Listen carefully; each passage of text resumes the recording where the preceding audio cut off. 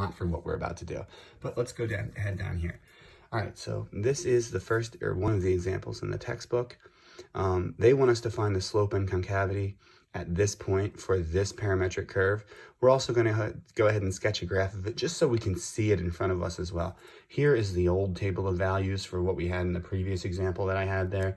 We'll obviously change those up. Right away, I see that there is a square root and a squared. We can't really just do -2, -0, -1, and all that fun stuff. It'll just be a gross disaster. And then 1, 2, 3, we'll get decimals. So for this, I think it might be best just to use the calculator. If it were one that you had to do by hand, expect it to be much more easy. I already have a lot of these in here, nicely.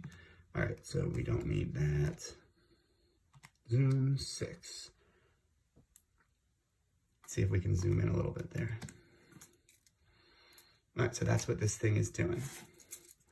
Right here, this would be if we plugged in 0.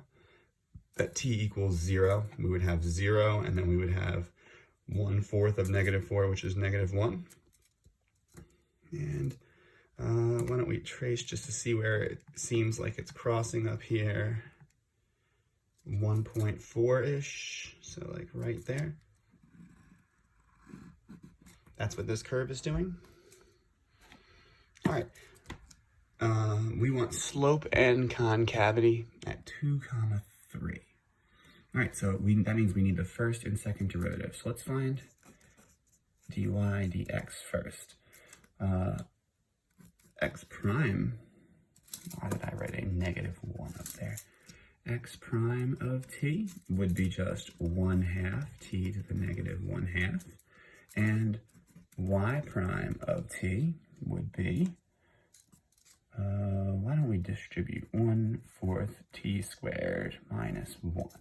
So it'd be 1/2 t, and that's it. Okay. Let me just double check over here, make sure I didn't make a mistake. We're good.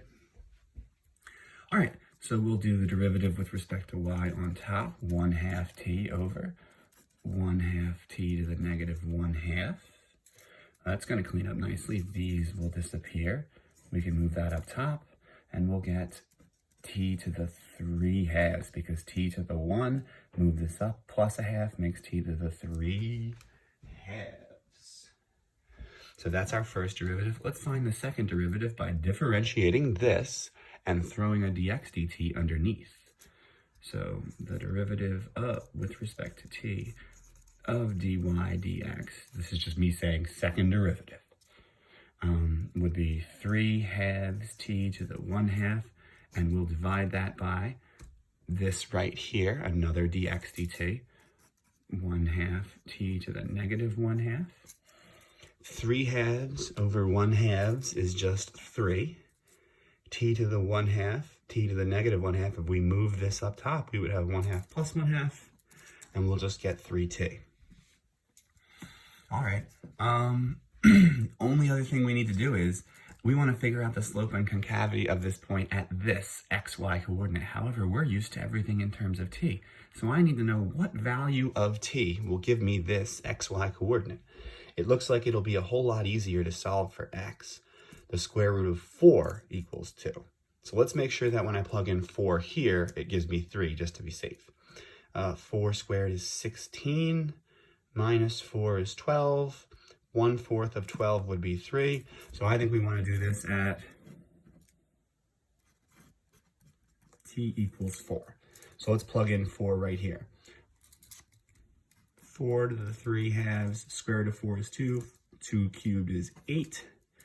And here, 3 times 2, or 3 times 4, excuse me, is 12. So find the slope and concavity of this curve at that spot. It'll have a positive slope of 8 at that spot, and it'll be concave up, very concave up, with a concavity of 12 at that spot. That's positive. 2, 3 would be way up here, so that makes sense. It is going upward and it's curved up, so that seems like we're good. All right, let's move on.